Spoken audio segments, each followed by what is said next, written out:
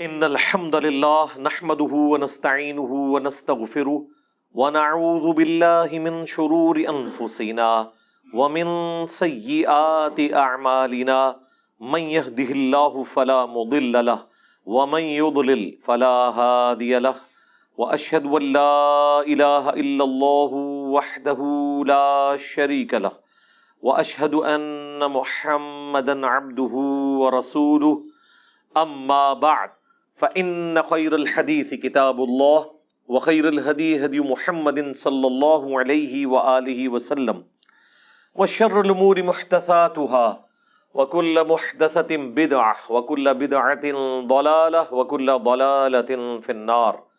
أعوذ بالله السميع العليم من الشيطان الرجيم من همزه ونفخه ونفثه. بسم الله الرحمن الرحيم. رب اشرح لي صدري ويسر لي امري واحلل عقدة من لساني يفقهوا قولي. بسم الله الرحمن الرحيم. ان الله وملائكته يصلون على النبي يا ايها الذين آمنوا صلوا عليه وسلموا تسليما. اللهم صل على محمد وعلى آل محمد كما صليت على ابراهيم وعلى آل ابراهيم انك حميد مجيد. اللهم بارك على محمد وعلى آل محمد كما باركت على إبراهيم وعلى آل إبراهيم إنك حميد مجيد. اللهم ربنا آتنا في الدنيا حسنة وفي الآخرة حسنة وقنا عذاب النار. آمین. الحمدللہ آج 21 اگست 2022 کو سنڈے کے دن بمطابق 22 محرم الحرام 1444 ہجری میں انشاءاللہ تعالی قرآن کلاس نمبر 126 کی اسٹوڈیو ریکارڈنگ ہونے جا رہی ہے. آج انشاءاللہ تعالی ہم سورۃ الاعراف کی آیت نمبر 179 سے سٹارٹ لیں گے. قرآن حکیم کی سخت ترین آیات میں سے یہ ایک آیت ہے. اعوذ باللہ من الشیطان الرجیم. بسم اللہ الرحمن الرحیم. وَلَقَدْ ذَرَأْنَا لِجَهَنَّمَ كَثِيرًا مِّنَ الْجِنِّ وَالْإِنسِ. اور بے شک ہم نے جہنم کے لیے ہی پیدا کیے ہیں اکثر جن اور انسان. اللہم لا تجعلنا منہم اللہم اجرنا من النار. اس کی ریزن کیا ہے وہ تو آگے اسی آیت میں بیان ہوگی، لیکن یہ بہت الارمنگ سچویشن ہے اور پریکٹیکلی ہمیں نظر بھی آ رہا ہے کہ اکثریت جہنم کے لیے پیدا ہوئی ہے. اس وقت بھی جو اہل توحید ہیں دنیا میں، اوورآل اگر دنیا کی آبادی دیکھی جائے تو اس میں بہت کم ہے. پھر وہ اہل توحید سو کالڈ مسلمان، ان میں سے بھی جو پیور توحید والے لوگ ہیں بہت ہی کم ہیں. تو پریکٹیکلی ہمیں نظر آ رہا ہے کہ اکثریت جہنم کی طرف جا رہی ہے. یعنی یہ قرآن کی وہ سچائی ہے جو ہمیں دنیا میں نظر آ رہی ہے. لیکن یہ بڑی الارمنگ سچویشن ہے. دنیا میں اگر یہ اناؤنسمنٹ کی جائے 100 کے مجمع میں کہ میں ایک گولی چلاؤں گا جسے بھی لگ جائے، کوئی شخص یہ نہیں کہے گا کہ ایک ہی گولی ہے کون سی مجھے لگنی ہے، 100 بندے ہیں تھوڑے اور سارے دوڑ لگا دیں گے کیونکہ خطرہ ہے نا. اور یہاں پہ اللہ تعالیٰ فرما رہا ہے کہ جنوں اور انسانوں کی اکثریت جہنم کے لیے پیدا ہوئی ہے، لیکن کوئی اسے سیریس لینے کے لیے تیار ہی نہیں ہے. بخاری اور مسلم دونوں میں حدیث موجود ہے. اللہ کے محبوب صلی اللہ علیہ وآلہ وسلم فرماتے ہیں کہ قیامت کے دن اناؤنسمنٹ ہوگی کہ جہنمی اور جنتی الگ کر دیے جائیں. یہ حضرت آدم علیہ السلام کی ڈیوٹی لگائی جائے گی کیونکہ وہ جد امجد ہیں سب کے. تو پوچھیں گے یا اللہ کتنے جہنمی اور کتنے جنتی؟ تو اللہ تعالیٰ فرمائے گا ہر 1000 میں 999 دوزخ میں جانے والے اور صرف ایک جنتی. اور یہ وہ وقت ہوگا کہ جب لوگ غم کے مارے بوڑھے ہو جائیں گے. سورہ المزمل میں بھی ذکر موجود ہے کہ قیامت کا دن وہ ہے کہ جو بچوں کو بھی بوڑھا کر دے گا غم کے مارے. حتیٰ کہ سورۃ الحج میں ہے کہ اس دن تم دیکھو گے کہ دودھ پلانے والی اپنے شیرخوار کو بھول جائے گی اور لوگ اس طرح نظر آئیں گے گویا کہ نشے کی حالت میں ہیں. وہ نشے کی حالت میں نہیں ہوں گے بلکہ اللہ کا عذاب بڑا شدید ہوگا. بخاری مسلم دونوں میں حدیث ہے، اللہ کے نبی علیہ السلام حکم فرمایا کرتے تھے کہ تشہد میں 4 چیزوں کے اگینسٹ اللہ کی پناہ طلب کرو۔ اللہم انی اعوذ بک من عذاب جہنم، پہلی چیز جہنم، ومن عذاب القبر، ومن فتنۃ المحیا والممات، ومن شر فتنۃ المسیح الدجال۔ جہنم کے اگینسٹ، قبر کے عذاب کے اگینسٹ، زندگی اور موت کی آزمائشوں کے اگینسٹ، اور دجال کے اس بڑے فتنے کے اگینسٹ اللہ کی پناہ طلب کرو۔ سنن ابی داؤد میں حدیث ہے، جو فجر کی نماز کے بعد اور مغرب کی نماز کے بعد بغیر کسی سے گفتگو کیے ہوئے 7 دفعہ پڑھ لے اللہم اجرنی من النار، یا جمع کے صیغے سے اللہم اجرنا من النار، اے اللہ ہمیں بچا لے جہنم کی آگ سے، تو اللہ تعالیٰ ایسے شخص کو جہنم کی آگ سے محفوظ کرے گا۔ اللہم اجعلنا منہم مع النبیین والصدیقین والشہداء والصالحین، اللہم انا نسألک جنت الفردوس مع النبیین والصدیقین والشہداء والصالحین، آمین۔ تو یہ بڑا سینسٹیو ایشو ہے، تو پارہ نمبر 30 جب آئے گا تو آپ دیکھیں وہ تو سارے کا سارا سینٹرڈ اراؤنڈ قیامت کا دن اور آخرت کی سختیوں کے۔ بہرحال یہ اللہ تعالیٰ کی شفقت بھی ہے انسانیت کے لیے کہ آخرت میں جو رزلٹ نکلنے والا ہے وہ پہلے ہی بتا دیا ہے کہ بھائی اکثریت کے ساتھ یہ حال ہونے والا ہے، تو اپنا قبلہ درست کر لو۔ اس کا رزلٹ یہ نہیں نکالنا کہ چونکہ اکثریت نے جانا ہے لہذا محنت کرنے کی ضرورت نہیں ہے، ان سے بچنا ہی کوئی نہیں۔ آپ کئی لوگوں کو سنتے ہوں گے وہ کہتے ہیں کہ جی مجھے تو اللہ تعالیٰ نے چھوڑنا ہی نہیں قیامت کے دن، میں کم ہی ایسے پیڑے کیتے نے۔ اس طرح کے جملے کبھی بھی نہیں بولنے چاہیے۔ بخاری اور مسلم دونوں میں حدیث ہے، اللہ کے نبی علیہ السلام نے فرمایا کہ اللہ تعالیٰ فرماتا ہے میں اپنے بندے کے گمان کے قریب ہوں جس طرح میرے بارے میں گمان کرتا ہے۔ یعنی اگر آپ اللہ کے بارے میں اس طرح کا نیگیٹو گمان کریں گے تو اینڈ رزلٹ یہی نکلے گا، اور اگر اللہ کے بارے میں پازیٹیو گمان کریں گے اور اس کے لیے ایفرٹ پٹ کریں گے تو رزلٹ پازیٹیو ہوگا۔ یعنی صرف گمان سے بھی کچھ نہیں اور صرف ایفرٹ پٹ کرنے سے بھی کچھ نہیں ہے، گمان بھی اچھا رکھنا ہے، اللہ کی رحمت اللہ سے مانگنی ہے۔ بخاری مسلم دونوں میں حدیث ہے، کوئی شخص محض اپنے اعمال کی بنیاد کے اوپر جنت میں داخل نہیں ہو سکے گا۔ صحابہ نے جرت کر کے پوچھا، اے اللہ کے نبی کیا آپ بھی؟ ہائے ہائے، اس کائنات میں سب سے بہتر اعمال جس شخصیت کے ہو سکتے ہیں وہ تو رسول اللہ کی ذات ہے صلی اللہ علیہ وآلہ وسلم۔ تو آپ نے اس کو کیسے ارشاد فرمایا؟ آپ نے فرمایا ہاں میں بھی جب تک میرے رب کی رحمت مجھے ڈھانپ نہ لے میں بھی صرف اپنے اعمال کی بنیاد پہ جنت میں داخل نہیں ہو سکتا۔ تو میرے بھائی اگر یہ نبی کا حال ہے، یہ نبی کی سچویشن ہے، یہ نبی کا سٹیٹس ہے، تو بابے شاہی کوئی نہیں۔ اب مجھے بتائیں وہ بابے جو یہ کلیم کرتے ہیں کہ ہم اپنے ساتھ آپ کو بھی لے جائیں گے، کتنے؟ ہاں جتنے آپ جان گے، کوئی کسی کو نہیں لے کے جا سکتا جب تک کہ اس کا اپنا قبلہ درست نہ ہو۔ ہاں اپنا قبلہ درست تھا، تھوڑی بہت کمزوریاں ہوئیں، کوئی رعایتی نمبر چاہیے، کوئی شفاعت چاہیے، اللہ تعالیٰ ڈیوٹی لگا دے گا۔ وہ بخاری مسلم میں حدیث ہے کہ انبیاء بھی سفارش کریں گے، فرشتے بھی کریں گے، اللہ کے نیک بندے بھی کریں گے، اس سے کسی کو انکار نہیں ہے۔ لیکن یہ نہیں ہو سکتا کہ آپ دیدہ دلیری کی زندگی گزاریں اور پھر شفاعت کے امیدوار ہو جائیں، ناٹ ایٹ آل۔ بخاری مسلم دونوں میں حدیث ہے، جب سورہ الشعراء کی یہ آیت نازل ہوئی کہ اے نبی اپنے قریبی رشتہ داروں کو آخرت کا ڈر سنائیں، تو نبی علیہ السلام اپنے رشتہ داروں کے پاس گئے، اپنے چچا کے پاس آئے اور فرمایا اے نبی کے چچا عباس، میرے مال سے جو لینا ہے وہ لے لے، اگر اللہ نے تجھے پکڑ لیا تو میں اللہ کے حضور تیرے کچھ کام نہیں آؤں گا۔ اے نبی کی پھپھی صفیہ، میرے مال سے جو کچھ لینا ہے وہ لے لے، اگر اللہ نے تجھے قیامت کے دن پکڑ لیا میں تیرے کچھ کام نہیں آؤں گا۔ اے نبی کی بیٹی فاطمہ، میرے مال سے جو کچھ لینا ہے وہ لے لے، اگر قیامت کے دن تو پکڑی گئی تو میں تیرے کچھ کام نہیں آؤں گا۔ اگر یہ سیدہ فاطمہ کا سٹیٹس ہے تو باقی تو شاہی کوئی نہیں۔ یہ کہنا کہ جی ہمارا مرید کوئی ہو گیا تو ہم جنت میں اس وقت تک نہیں جائیں گے، ہاں اس کے وائس ورثہ ہو سکتا ہے کہ کوئی شخص یہ کہ میں جہنم میں اس وقت تک نہیں جاؤں گا جب اپنے ساتھ کے کو بھی نہ لے جاؤں، وہ اللہ تعالیٰ یہ خواہش ضرور پوری کرے گا۔ گروہ در گروہ انہیں جہنم میں ہانکا جائے گا اپنے بزرگوں اور فالورز کے ساتھ، وہ تو ٹھیک ہے، وہ تو سورۃ الاعراف میں ہے کہ جب کبھی کوئی امت جہنم میں داخل کی جائے گی وہ اپنے بزرگوں پہ لعنت بھیجے گی اور کہے گی اے اللہ ہمارے بزرگوں کو دگنا عذاب دے کہ جن کی وجہ سے ہم جہنم میں گئے۔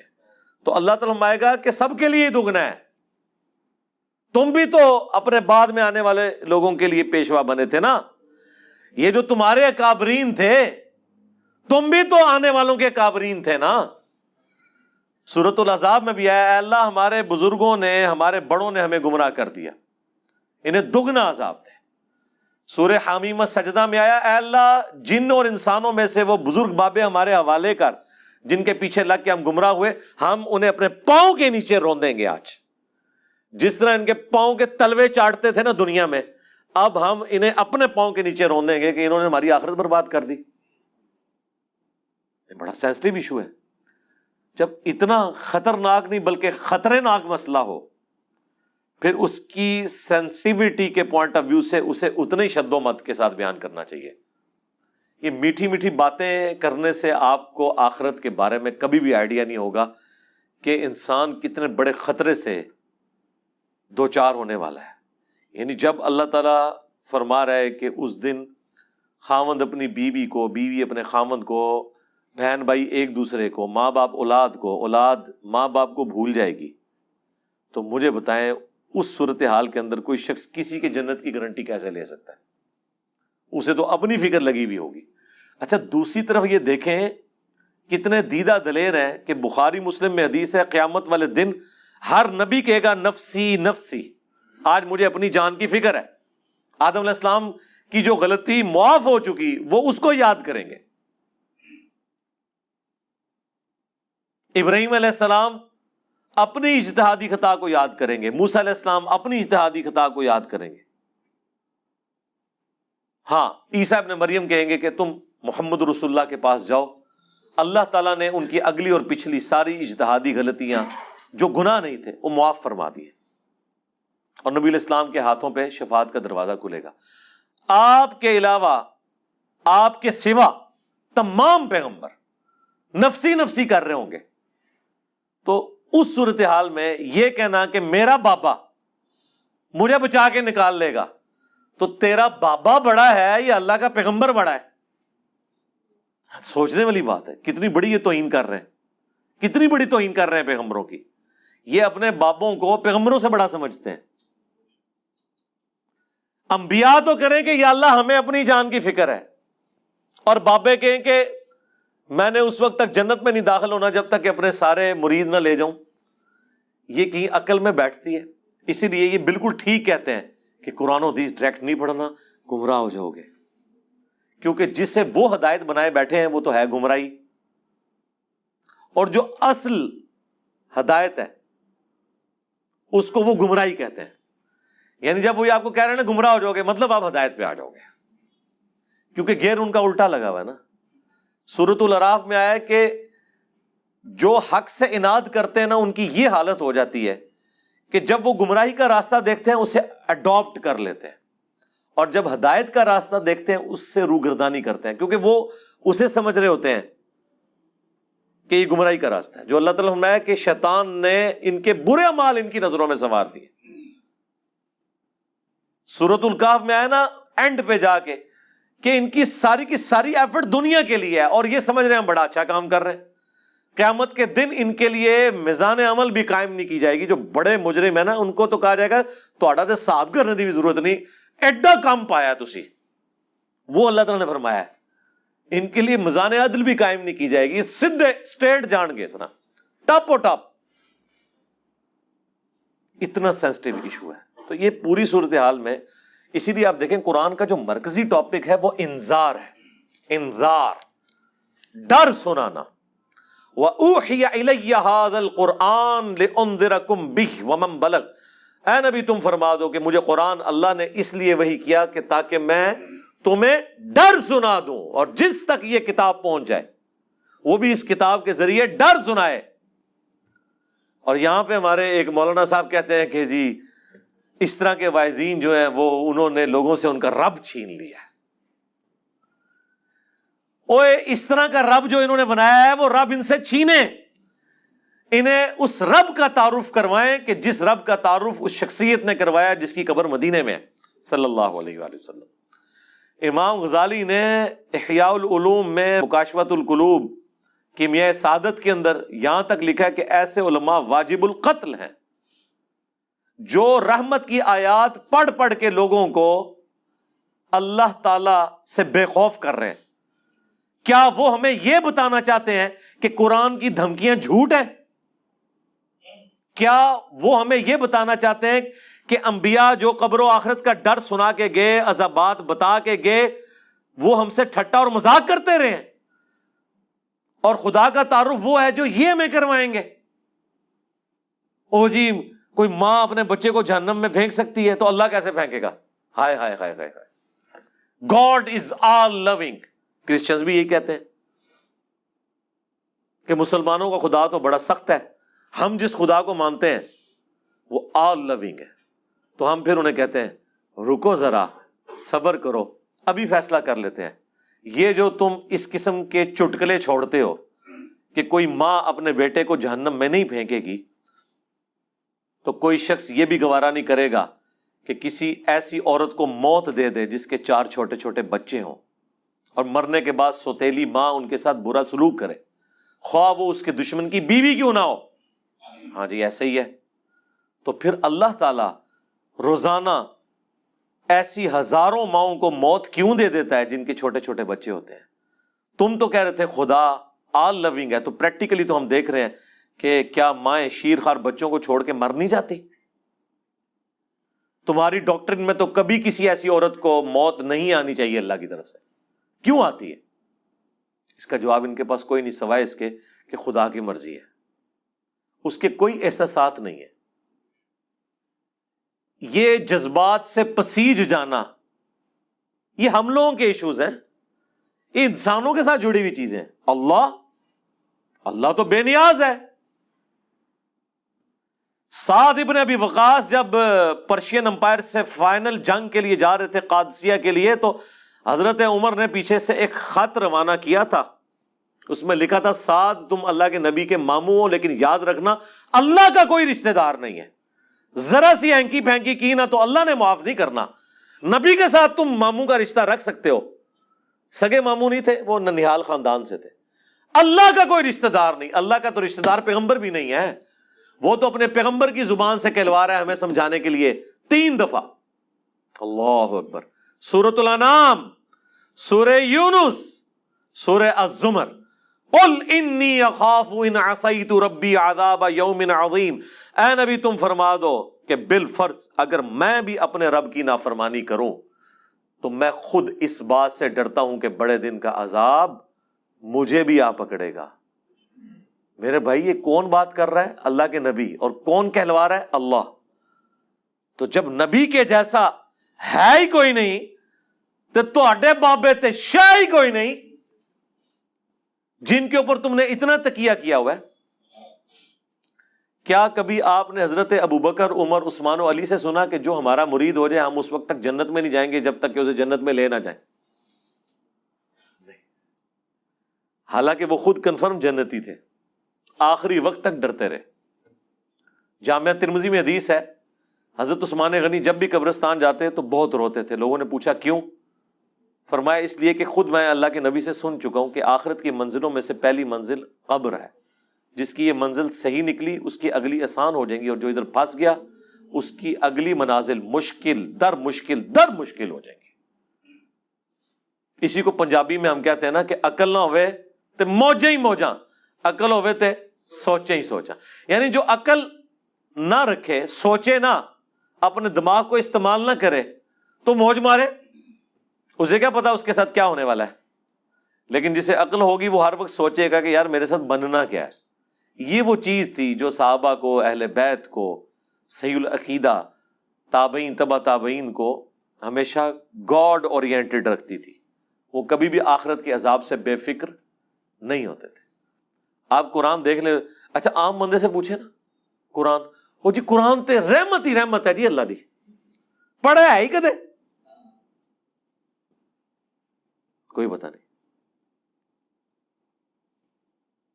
پڑھا ہوتا تو تجھے پتا ہوتا کہ رحمت کس کے لیے ہے۔ اللہ تعالیٰ نے کبھی بھی توبہ اور رحمت کا ایبسولوٹ وعدہ کسی کے ساتھ نہیں کیا، سوائے اس کے کہ جو اپنی اصلاح کر کے درست روش اختیار کر لے۔ دیکھیں نا سورہ النحل کے اینڈ پہ جا کے کتنی سخت آیات ہیں۔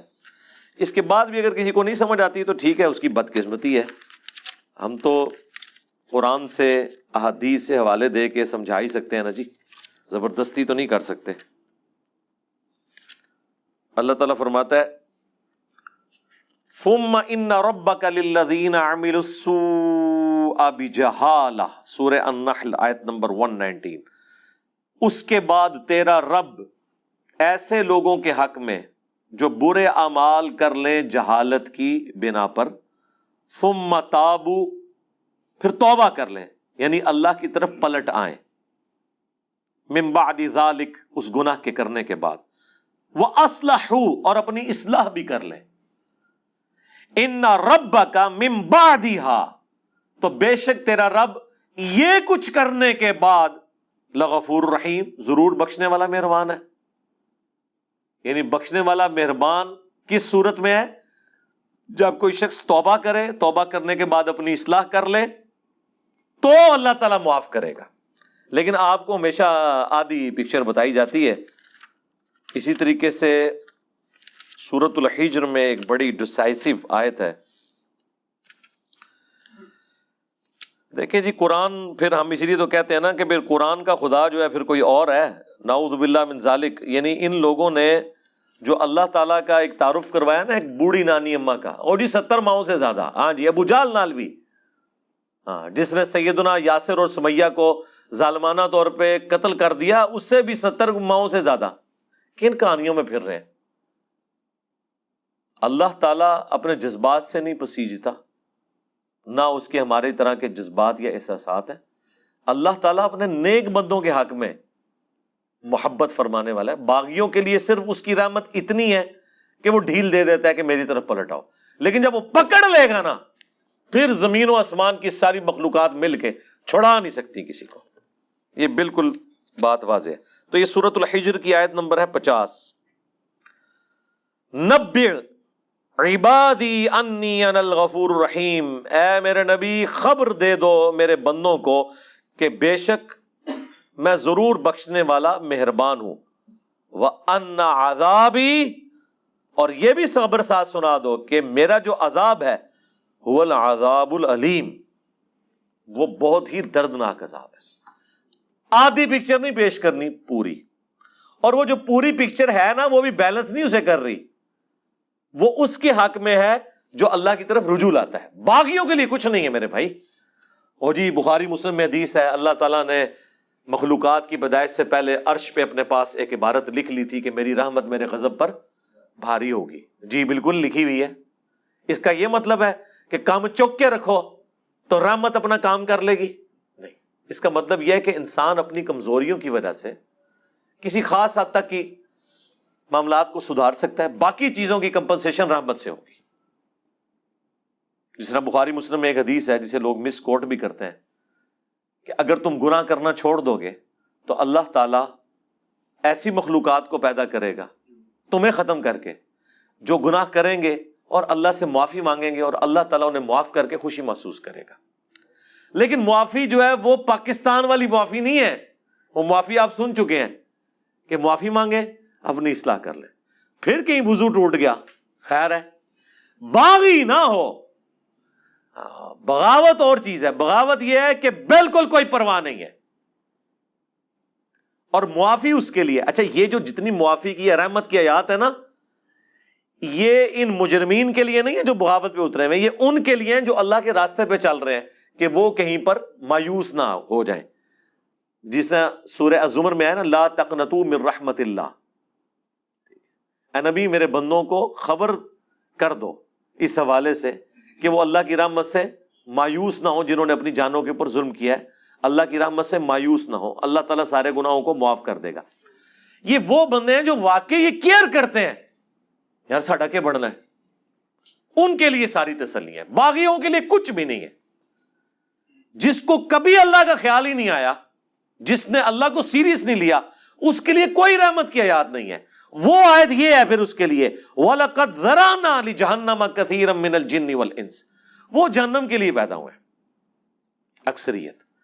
اچھا میرے بھائی، جب اکثریت جہنم کے لیے پیدا ہوئی ہے تو پھر جنت میں جانے کا سرٹیفکیٹ دنیا کی سب سے مشکل ترین ڈگری ہونی چاہیے، یہ ہے کہ نہیں؟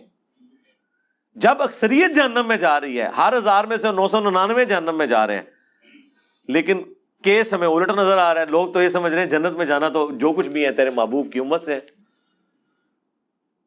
تو اس کا ٹیسٹ پاس کرنا بھی اتنا مشکل ہے، کیونکہ انعام اتنا بڑا ملنے والا ہے، ہمیشہ کی جنت، کبھی موت نہیں۔ اور سب سے ادنا جو جنتی ہے نا، جو سب سے آخر میں جنت میں جائے گا جہنم سے نکال کے، یعنی جو اپنے گناہوں کا عذاب لاکھوں سال بھگت کے صفائی کروانے کے بعد، اپنی سارے گناہ معاف کروانے کے بعد آخری بندہ جہنم سے نکالا جائے گا، اسے بھی اس پلانٹ ارتھ سے 10 گنا بڑی جنت ملے گی۔ 10 زمینیں 40,000 کلومیٹر کے سرکمفرنس کی۔ آپ پوچھ رہے ہوتے ہیں اتنے سیارے کیوں نے؟ 10.5 ہیں انشاءاللہ، ٹھیک ہے جی۔ جو آخر میں جائے گا اس کا یہ حال ہے، اور جو بغیر حساب و کتاب کے جائے گا، یا جو نیکیاں بھاری ہونے کی وجہ سے حساب و کتاب سرسری حساب کے بعد چلا جائے گا، اس کے جنت کا کوئی امیجن کر سکتا ہے کس بڑے لیول کی؟ پھر اس سے بڑی بات یہ ہے کہ موت نہیں آنی، بڑھاپا نہیں آنا، پریشانی نہیں آنی، اور جو چاہیں گے وہ ملے گا۔ تو مجھے بتائیں، جب یہ تو آپ سمجھ لیں آلموسٹ اللہ تعالیٰ نے خالق اور مخلوق کا ہی فرق رکھا ہوا ہے، ذاتی عطائی کا فرق رکھا ہوا ہے، باقی اللہ تعالیٰ نے آپ کو شیئر کر دی ہے وہ چیز جو آپ کے اندر چھپی ہوئی خواہش ہے، جس کی وجہ سے انسان دعوی خدائی کرتا ہے۔ ہر بندے کے اندر ایک خدا ہے چھپا ہوا، تبھی تو فرعون نے خدائی کا دعویٰ کیا۔ حکمران اپنے آپ کو خدا کہتے نہیں، لیکن وہ اپنے آپ کو الٹیمیٹ سمجھتے ہیں دنیا میں۔ یہ خواہش جنت میں پوری کر دے گا اللہ تعالیٰ، لیکن پہلے جو ہے نا وہ پدی نکلوائے گا دنیا میں، اس کے بعد آپ کو اہل کرے گا۔ جب جنت میں جانے والے 0.00001% ہیں، شاید آپ زیرو بھی اس کے انفینٹی لگاتے رہے اتنی بڑی آبادی کے اندر، تو پھر اس کا ٹیسٹ بھی اتنا ہی مشکل ہے۔ اس کو اب ذرا تھوڑا الٹ کر کے دیکھ لیں کہ اگر اللہ تعالیٰ کے لیے یہ ایشو اتنا سینسٹیو ہے تو پھر یہ یاد رکھیں سزا پھر یہی ہوگی کہ اگر کسی نے 50-60 سال کا شرک کیا تو جہنم میں بھی پھر ہمیشہ کے لیے جائے گا، کیونکہ شرک اتنا بڑا گناہ ہے کہ اگر شرک نہیں کیا اور اوبیڈینٹ ہے تو ہمیشہ کی جنت مل رہی ہے۔ تو اس کا وائس ورثہ یہ ہے کہ اللہ کے نزدیک شرک اتنا بڑا جرم ہے کہ پھر 60 سال کی عیاشی کے عوض جہنم بھی پھر ہمیشہ کی ہے اس کے لیے، والعیاذ باللہ تعالیٰ۔ یہ اکثر لوگ پوچھ رہے ہوتے ہیں نا جی یہ کون سا انصاف ہے؟ کبھی کسی نے یہ نہیں پوچھا کہ یہ کون سا انصاف ہے کہ 50-60 سال کی زندگی دے کے آخرت کی ہمیشہ کی زندگی مل رہی ہے؟ یہ بے انصافی نہیں آپ کو نظر آ رہی؟ نہیں، وہ تو آپ پریویلیج لے رہے ہیں نا۔ پریویلیجز جب بندہ لے رہا ہوتا ہے وہ کہتا ہے میرا حق ہے، ٹھیک ہے، لیکن جب سزا کی باری آتی ہے نا تو سر یہ بہت بڑا جوا ہے، جوا ہے ہی یہی ہے، 0-1 ادھر یا ادھر۔ اس کے لیے ایفرٹ پھر اس طرح کی پٹ کرنی چاہیے کہ انسان تن من دھن لگا دے اس کے لیے، اور وہی اس چیز کی متقاضی ہے۔ اللہم اجرنا من النار وَلَقَدْ ذَرَأْنَا لِجَهَنَّمَ كَثِيرًا مِّنَ الْجِنِّ وَالْإِنسِ، اور بے شک ہم نے جہنم کے لیے ہی پیدا کیے ہیں اکثر جن اور انسان، لیکن وجہ کیا ہے؟ لَهُمْ قُلُوبٌ لَا يَفْقَهُونَ بِهَا، ان کو ہم نے دل دیے تھے، عقل دی تھی، لیکن انہوں نے کبھی وہ عقل استعمال ہی نہیں کی۔ یعنی یہ جو میں ابھی آپ کو آدھے گھنٹے سے ابھار رہا ہوں، وہ عقل جو دی ہوئی ہے نا اللہ نے، اس کے ذریعے میں نے آپ کو ٹریگر کروایا، بس میں نے اپنا کام کر دیا، آپ کا بھی کام ہو گیا۔ اب آپ نے خود ہی جہنم کمانی ہے تو کمانی ہے۔ پتہ چل گیا کہ معاملہ بڑا ڈڈ ہے، بڑا خطرناک ہے، بلکہ خطرناک ہے۔ وَلَهُمْ أَعْيُنٌ لَا يُبْصِرُونَ بِهَا، اور ہم نے ان کو آنکھیں دی تھی لیکن وہ آنکھوں سے دیکھنے کا سا دیکھنا نہیں دیکھتے۔ یعنی کہتے ہیں عقل مند وہ ہے جو دوسرے کی غلطیوں سے سبق سیکھ لے، اپنی غلطی سے تو سبق سیکھنا عقل مندی ہے، لیکن چھوٹی. بڑی عقل مندی ہے کہ آپ وہ کام کریں ہی نہ جس کا اینڈ رزلٹ آپ اپنے سامنے دیکھ چکے ہیں کہ لوگوں کے ساتھ یہ ہوا. وہ آنکھ عبرت والی. وَلَهُمْ آذَانٌ لَا يَسْمَعُونَ بِهَا، اور ان کے کان تو تھے لیکن وہ سننے کا سا سننا نہیں سنتے. یعنی انہوں نے اپنی عقل کو، اپنی آنکھوں کو، اپنی بصارت کو،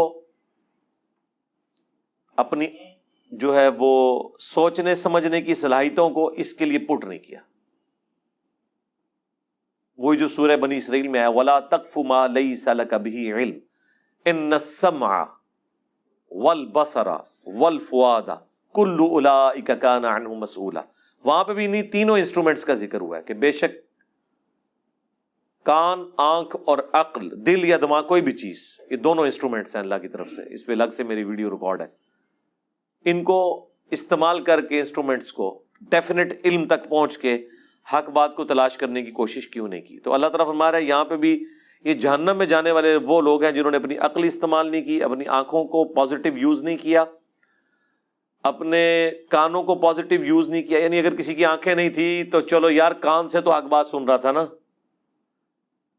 وہ جس کی عقل نہیں ہے اس سے تو اللہ تعالیٰ نے اٹھا لیا سب کچھ. بخاری میں حدیث ہے نا، تعلیقاً مولا علی کا قول ہے، پوری سند جو ہے مسند احمد میں، سنن ابن ماجہ کے اندر موجود ہے کہ 3 لوگوں سے اللہ تعالیٰ نے قلم اٹھا لیا ہے، سویا ہوا شخص، مجنون، پاگل اور نابالغ. تو جس کی عقل نہیں ہے اس سے تو اٹھا ہوا ہے ٹیسٹ. تو اللہ تعالیٰ ہمارا ہے کہ جہنم میں وہ لوگ چلے گئے جنہوں نے اپنی عقل، آنکھیں اور کان استعمال نہیں کیے پازیٹیولی کہ اس سے ہدایت حاصل کرتے. اولئک کالانعام، یہ تو چوپایوں کی مانند ہے. بل ہم اضل، بلکہ چوپایوں سے، جانوروں سے بھی گئے گزرے وہ لوگ ہیں جو اپنی عقل کو استعمال نہیں کرتے. اور یہاں کیا کہتے ہیں جی؟ عشق دے چلے نمبر لے گئے، عقل والے انجے ہی عمرہ گالیاں. عقل والے جو ہیں وہ ناکام ہو گئے، عشق والے نمبر لے گئے. یہ عشق اور عقل کا مقابلہ آپ کیوں کرواتے ہیں؟ وہ عشق نہیں ہوتا، وہ جذباتیت ہوتی ہے. محبت تو ہوتی ہی عقل کی بنیاد کے اوپر ہے. جذبات کی بنیاد پہ جو محبت آپ کلیم کرتے ہیں وہ دیر پا نہیں ہوتی ہے، فوراً ختم ہو جاتی ہے، وہ کنوکشن والی نہیں ہوتی.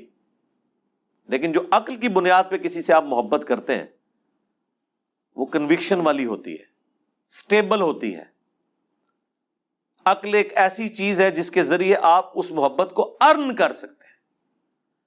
نبی صلی اللہ علیہ وآلہ وسلم کی، صحابہ اور اہل بیت کی محبت ہمارے ایمان کا حصہ ہے، لیکن یہ ہمارے خون میں شامل نہیں ہے. خون میں تو ہماری محبت ان رشتوں کے ساتھ ہے جو ہمارے ساتھ اٹیچڈ ہے، لیکن ان ہستیوں کے ساتھ ہماری محبت ہمیں ارن کرنی پڑتی. جب ہم ان کے بارے میں پڑھتے ہیں، ان کی اللہ کے لیے کمٹمنٹ پڑھتے ہیں، اللہ کا تعارف ہمیں ان لوگوں کی وجہ سے ہوا تو ہمارے دل کے اندر ان کے لیے جذبات پیدا ہوتے ہیں. ہم نے حضرت ابوبکر کو نہیں دیکھا، حضرت عمر کو، عثمان کو، علی کو، لیکن جب ہم ان کے واقعات پڑھتے ہیں کہ انہوں نے کس طرح پیشن سے نبی علیہ السلام کے لیے تن من دھن لگایا، تو ہمارے دل میں ان کے لیے محبت ہے. کیا وہ محبت اس وجہ سے ہے کہ وہ بڑے خوبصورت ہوں گے؟ ہو سکتا ہے آپ کو مایوسی ہو، آپ نے جو محبت کا اور خوبصورتی کا کرائٹیریا بنایا ہوا ہے اس میں وہ پورے نہ اترے. ہم بغیر دیکھے ان سے محبت کرتے ہیں ان کے اعمال کی وجہ سے. تو سرکار اللہ کا بھی یہی کرائٹیریا ہے. صحیح مسلم کی حدیث ہے، اللہ تمہاری شکلوں اور مال کو نہیں دیکھتا، دلوں اور اعمال کو دیکھتا. شکل کو کیوں دیکھے گا؟ شکل تو ہم نے خود بنائی نہیں اپنی.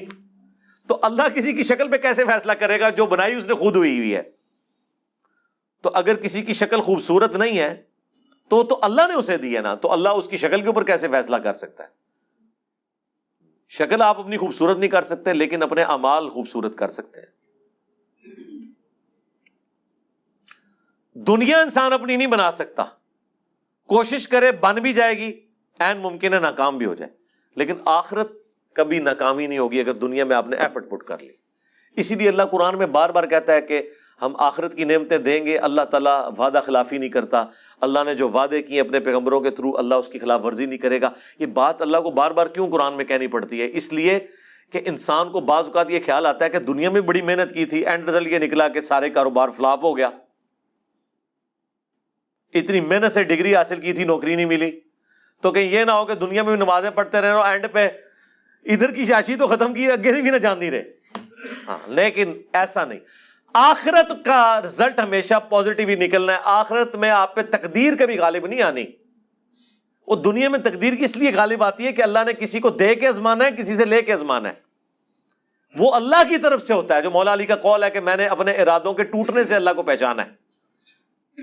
وہ قرآن میں حکم ہے اللہ تعالیٰ کی طرف سے, وَلَنَبْلُوَنَّكُمْ بِشَيْءٍ مِّنَ الْخَوْفِ وَالْجُوعِ وَنَقْصٍ مِّنَ الْأَمْوَالِ وَالْأَنفُسِ وَالثَّمَرَاتِ, ضرور آزمائیں گے بھوک سے, خوف سے, جان اور مال میں نقص کے ذریعے. تو دنیا میں ایسا کرنا یہ اللہ کے پلان کا حصہ ہے کہ محنت کرو گے, اینڈ پہ جا کے زیرو ہو جاؤ گے, 99 پہ سانپ کاٹ جائے گا, لیکن پھر دوبارہ اٹھو گے. نہ بھی اٹھے, اس کے پیرلل آخرت کی تیاری کرتے رہے, وہاں 99 پہ سانپ نہیں کاٹے گا, ناٹ ایٹ آل. وہ اللہ تعالیٰ نے کہا آخرت میں یہ نہیں ہوگا کہ دنیا میں کسی نے محنت کی اور رزلٹ اپوزٹ نکلا ہے, ایسا نہیں ہوگا. ہاں یہ کہ غلط ڈائریکشن میں اگر کی, عاملۃ ناصبہ, عمل کر کر کے تھک جانے والے, عقیدے میں شرک ہے, پیغمبروں کی جو ڈیمانڈ ہے اپنے امتیوں سے کہ اللہ تعالیٰ تمہیں اس طرح کا انسان دیکھنا چاہتا ہے, وہ آپ پوری نہ کریں اور آپ اپنے من کے پھیرتے رہے, لمبے بال رکھ کے, پگڑیاں باندھ کے آپ یہ سمجھ رہے ہیں کہ بس ہم جنتی ہو گئے ہیں. ٹھیک ہے, تو اس کے ذریعے تو میرے بھائی جنت نہیں ملنے والی. یہاں تو گیٹ اپ کے فتنے کے اوپر ہی سارے کا سارا معاملہ چل رہا ہوتا ہے. آپ, میں کہتا ہوں کسی سکھ کو بھی نہ وہی گیٹ اپ پہنا دینا جو ایک مسلمانوں کے علماء کا ہے, لوگ ہاتھ چومنا شروع کر دیں گے. بتائیں نا ان کو, تو آپ دیکھیں وہی کچھ ہوگا. یہاں تو یہ سب کچھ چل رہا ہے. تو اللہ تعالیٰ ہمارا ہے کہ ایسے لوگ جانوروں سے بھی بدتر ہیں جو اپنے انسٹرومنٹس جو ہم نے ان کو دیے تھے انہیں یوز کر کے حق بات تک نہیں پہنچتے. یہ وجہ تھی ان کی جہنم میں جانے کی. اولئک ھم الغافلون, یہی وہ لوگ ہیں جو اصل میں غافل ہیں, غفلت میں پڑے ہوئے ہیں. یعنی لوگ تو کہتے ہیں نا بڑا فلاں دنیا میں ہوشیار ہے, اللہ فرما رہا ہے سب سے بڑا بے وقوف ہی وہ ہے جس کو اپنی آخرت کی فکر نہیں ہے. یہاں پہ جو بندہ بالکل ایماندار ہو, سیدھا ہو نا, اس کے ماں باپ کو بچپن سے اس کی فکر لگ جاتی ہے کہ میرا منڈا بالکل سیدھا ہے جی, پتہ نہیں تھا کیا بننا ہے. اور جو 1 نمبر کا 2 نمبری ہو, 10 نمبری ہو, چلاک ہوشیار اس طرح کا ہو کہ لوگوں کو دھوکہ دیتا ہو, تو لوگ کہتے ہیں جناب یہ میرا بچہ ہے, ایک کامدہ بچہ نکلا ہے میرا. یہ کرائٹیریا ہے لوگوں کا.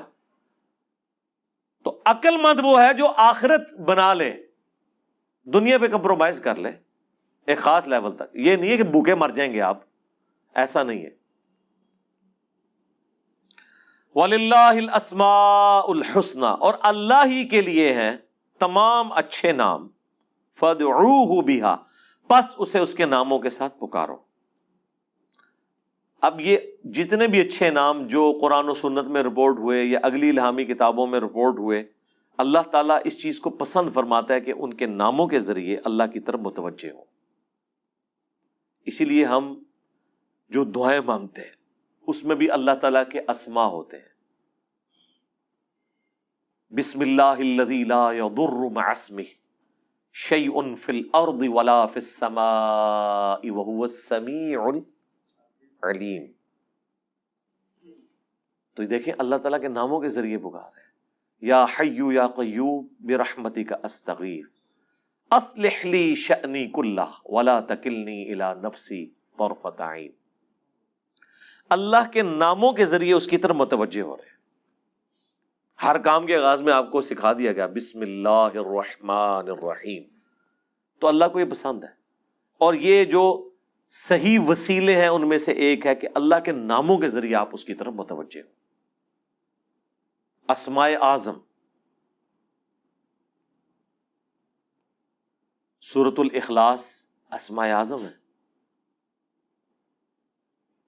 آیت الکرسی, سورۃ الحشر کی آخری 3 آیات, پھر احادیث میں بھی آئے ہیں, سنن ابی داؤد میں حدیث, ترمذی میں, کہ جو شخص ان کلمات کے ساتھ متوجہ ہوتا ہے, اللہم انی اسألک بانک انت اللہ لا الہ الا انت الاحد الصمد الذی لم یلد ولم یولد ولم یکن لہ کفوا احد, تو اللہ تعالیٰ اس کو واپس نہیں کرتا. ترمذی میں آیا لا الہ الا انت سبحانک انی کنت من الظالمین، اللہ واپس نہیں کرتا۔ بخاری مسلم میں آیا لا حول ولا قوت الا باللہ، اللہ کے جنت کے خزانوں میں سے ایک خزانہ ہے۔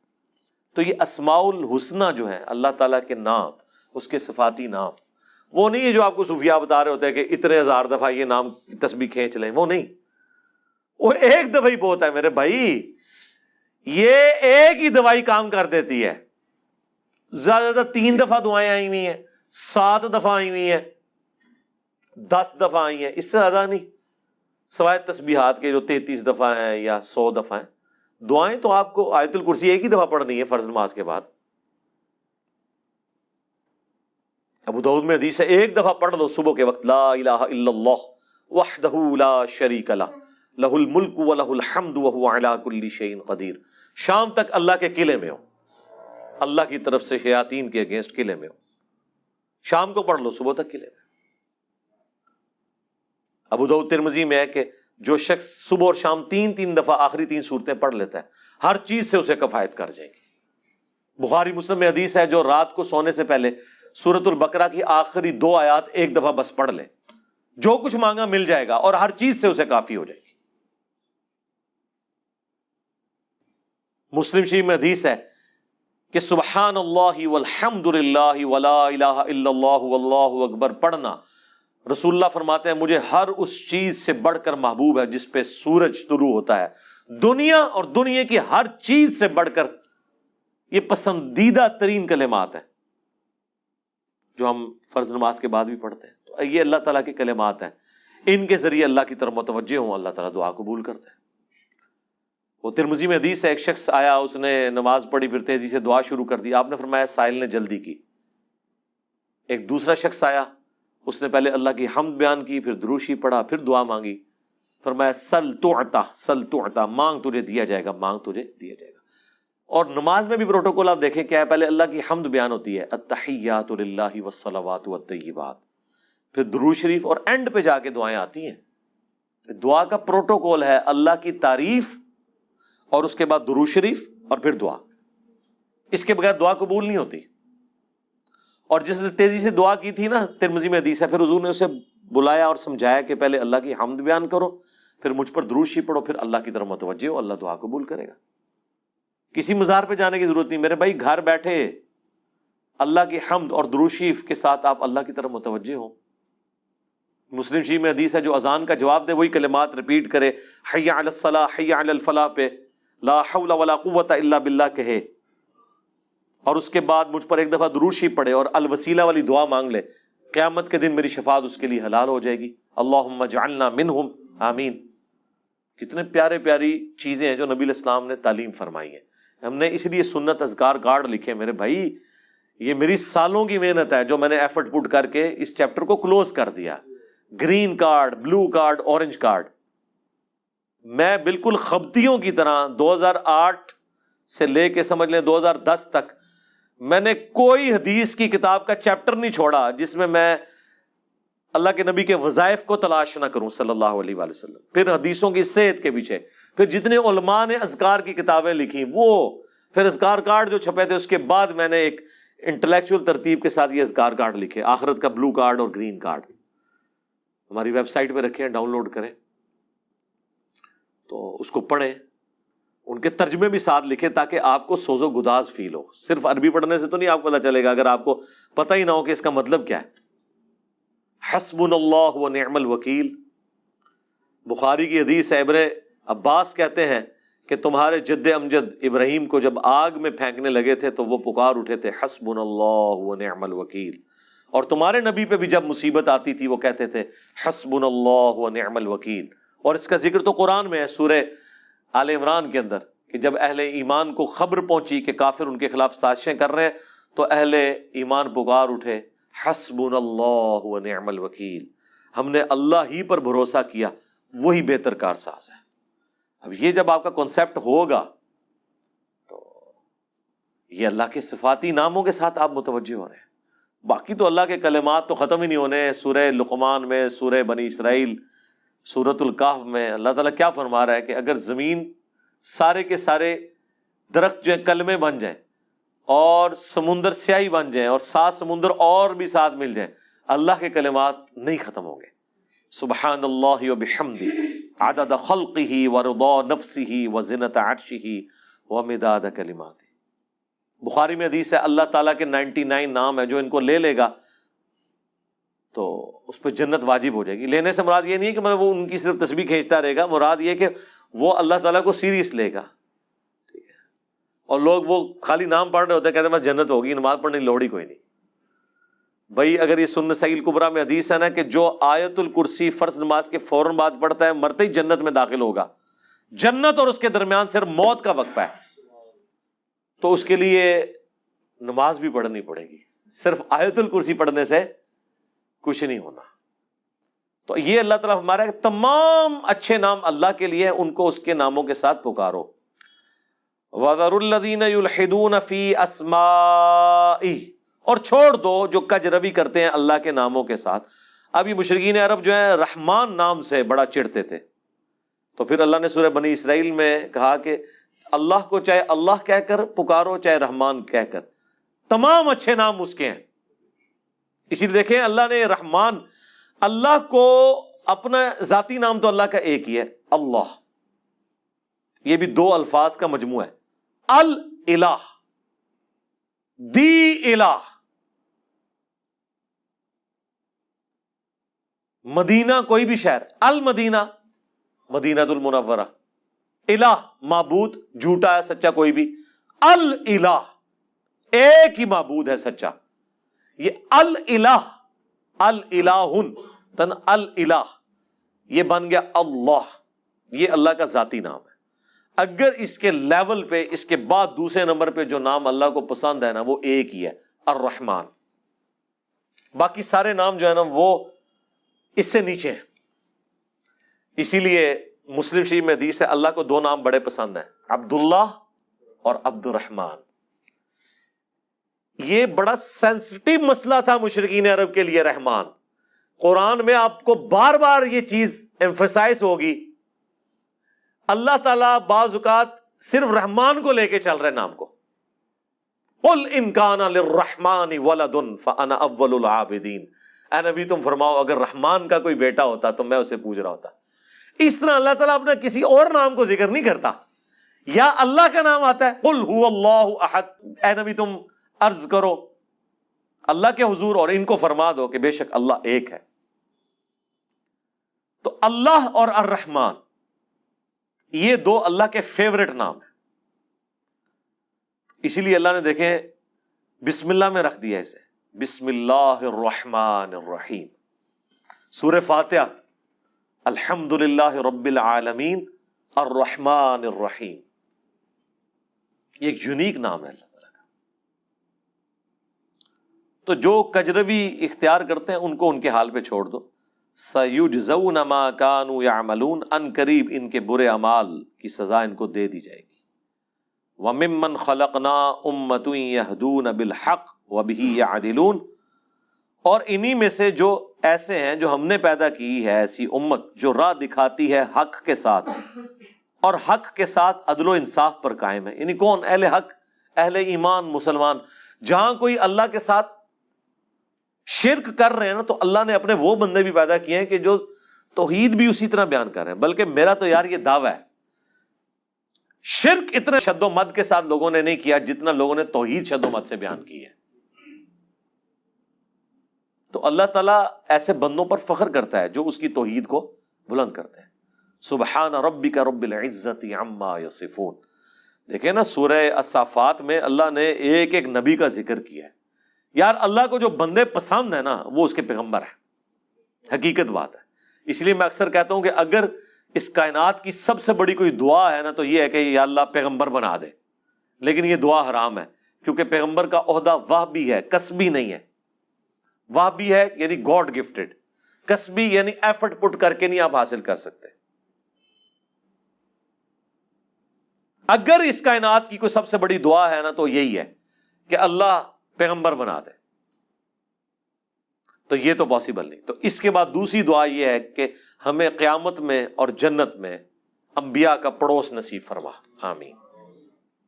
اس سے بڑی کوئی دعا ہو ہی نہیں سکتی۔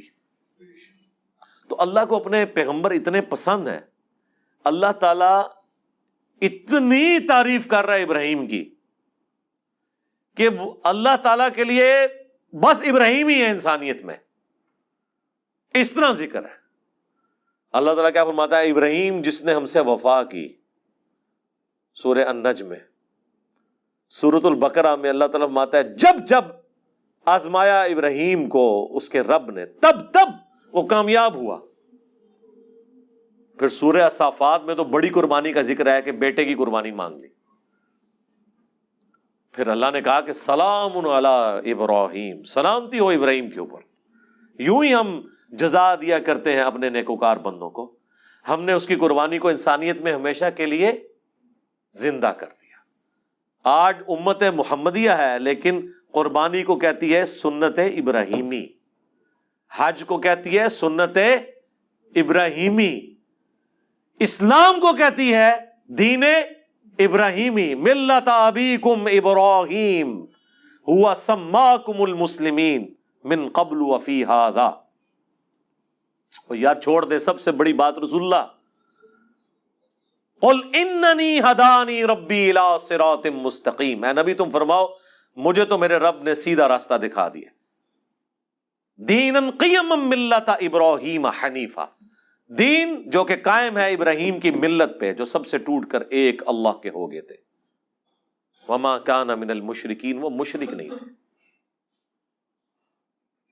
پھر سورہ نحل میں اللہ نے فرمایا ابراہیم اکیلے پوری امت ہے، اکیلا پوری امت، یعنی کوانٹٹی کوئی اللہ کے نزدیک اہم نہیں، کوالٹی۔ بندہ کہتا ہے کہ پتہ نہیں ابراہیم نے کتنے 90 لاکھ کلمہ پڑھایا ہوئے گا، ہاں آیا نا داڑ تلے، دسو 90 بھی بندے نہ پورے کر سکتے۔ قرآن میں آیا ایک لوط ایمان لایا ابراہیم پہ، یا چند ان کے گھر والے جو بیوی بچے تھے، دیٹس آل۔ 10 کی گنتی بھی پوری نہیں ہوتی، اس لیے اللہ نے کہا ابراہیم پوری امت ہے۔ اللہ کے نزدیک ابراہیم علیہ السلام کی کتنی اہمیت ہے۔ تو سورہ الصافات میں اللہ نے ابراہیم کی قربانیوں کا ذکر کیا، نوح علیہ السلام کی کہا سلام علی نوح فی العالمین، ٹھیک ہے۔ موسیٰ اور ہارون کا ذکر کیا، سلام علی موسیٰ و ہارون، ٹھیک ہے۔ اور پھر اللہ تعالیٰ نے اینڈ پہ جا کے کنکلوڈ کیا سورہ الصافات میں تمام انبیاء پہ الگ الگ ذکر کر کے ان پہ سلامتیاں بھیج کے اینڈ پہ اللہ نے کہا سبحان ربک رب العزت عما یصفون، تیرا رب پاک ہے ہر اس شرک کی برائی سے جو لوگ اس کی طرف منسوب کرتے ہیں۔ کسی کو یہ ٹینشن نہ ہو جائے کہ اگر اللہ کے ساتھ کوئی شرک کرتا ہے یا اللہ کے لیے برے نام رکھتا ہے یا مخلوقات میں سے کسی کو اللہ کے برابر ٹھہراتا ہے تو اللہ کو کوئی ٹینشن ہو گئی ہے، نو، سبحان ربک رب العزہ، بے شک تیرا رب جو عزت والا ہے، پاک ہے، بلند ہے اس شرک سے جو لوگ اس کی طرف منسوب کرتے ہیں۔ وَسَلَامٌ عَلَى الْمُرْسَلِينَ، اس کے اندر پتہ کیا درد ہے؟ اللہ کہتا ہے ہمارے لیے تو ہمارے پیغمبر ہی کافی ہیں، سلامتی ہو ہمارے پیغمبروں پر، انہوں نے ایسا حق ہمارا ادا کیا کہ پوری انسانیت گمراہ بھی ہو جائے نا ہمیں کوئی پرواہ نہیں ہے۔ ہمارے جو سچے بندے تھے، ابراہیم، موسیٰ، عیسیٰ، نوح، آدم، محمد رسول اللہ صلی اللہ علیہ وآلہ وسلم، ان پر سلامتی ہو، والحمد للہ رب العالمین، اور تمام تعریفیں پھر اللہ کے لیے۔ اس لیے میں نے درود شریف پہ جو لیکچر دیا تھا نا، اس میں بھی میں نے کہا تھا کہ سب سے بیسٹ درود وہ قرآن کے اندر آ گیا ہے، سبحان ربک رب العزت عما یصفون وسلام علی المرسلین والحمد للہ رب العالمین۔ آپ کو مزے کی بات بتاؤں، یہ جو حدیث ہے نا بخاری مسلم کی کہ نبی علیہ السلام فرض نماز کے بعد پڑھتے تھے لا الہ الا اللہ وحدہ لا شریک لہ لہ الملک ولہ الحمد وہو علی کل شیء قدیر اللہم لا مانع لما اعطیت ولا معطی لما منعت ولا ينفع ذا الجد منک الجد۔ بخاری مسلم میں تو اتنی یہ دعا آتی ہے، جو حضرت معاویہ نے خط لکھا تھا تو مغیرہ ابن شعبہ نے یہ وظیفہ بتایا تھا ان کو کہ اللہ کے نبی فرض کی نماز کے بعد یہ پڑھا کرتے تھے۔ لیکن ترمذی میں جب یہ حدیث آتی ہے نا، اس کے ساتھ یہ الفاظ بھی ہیں کہ اس کے بعد حضور پڑھتے تھے سبحان ربک رب العزت عما یصفون وسلام علی المرسلین والحمد للہ رب العالمین۔ یہ قرآن کی جناب فیوریٹ ترین آیات ہیں۔ مجھے آج بھی یاد ہے میں 2007 میں حج کیا تو 2007 کے اندر 2 حج آئے تھے، ایک جنوری کے مہینے میں اور ایک دسمبر میں، 18 دسمبر کو آیا تھا۔ تو وہ 18 دسمبر والا جو حج تھا نا وہ میں نے کیا تھا۔ تو میدان عرفات میں اس ٹائم تو ظاہر ہے ہم نئے خود ابھی رائے حق کے مسافر تھے، ابھی تو پتہ ہی نہیں تھا کہ اللہ نے کتنا بڑا کام لینا ہے، میں نے تو ابھی کوئی ویڈیو ریکارڈنگز بھی شروع نہیں کی تھی۔ تو میدان عرفات میں مجھے آج بھی یاد ہے، میں جب دعائیں کر رہا تھا نا تو مجھے ایک چیز جو میرے دل میں غم کے طور پہ تھی کہ دنیا کتنی شرک میں ڈوبی ہوئی ہے، اور پیغمبر دنیا میں آتے ہیں، کوشش کرتے ہیں، ایفرٹ پٹ کر کے چلے جاتے ہیں، لیکن پھر بھی ہدایت جن کی نصیب میں ہے وہ حاصل کرتے ہیں جو ایفرٹ پٹ کر رہے ہوتے ہیں۔ تو اللہ تعالیٰ نے اتنی بڑی کائنات بنائی، اتنی مخلوقات پیدا کی، لیکن اینڈ رزلٹ یہ نکلا ہے۔ دنیاوی طور پہ تو ہم اسے ناکامی سمجھ رہے ہیں نا کہ اتنے بندے پیدا کیے ہیں تو وچوں جڑے کم دے بندے نے وہ چند ہی کی نکلے نے، باقی تو سارے فارغ ہو گئے، ٹھیک ہے۔ تو اب دنیاوی اعتبار سے تو ہم شاید اسے کریٹر کی کمزوری سمجھ رہے ہیں، لیکن اللہ تو بے پرواہ ہے، اللہ کو تو کوئی فرق نہیں پڑتا، سارے جہنم میں چلے جائیں، سارے جنت میں چلے جائیں، اللہ کو کوئی پرواہ نہیں ہے۔ تو اس کے اوپر میں بہت زیادہ ایمفسائز کر رہا تھا اور میں بڑا پریشان تھا۔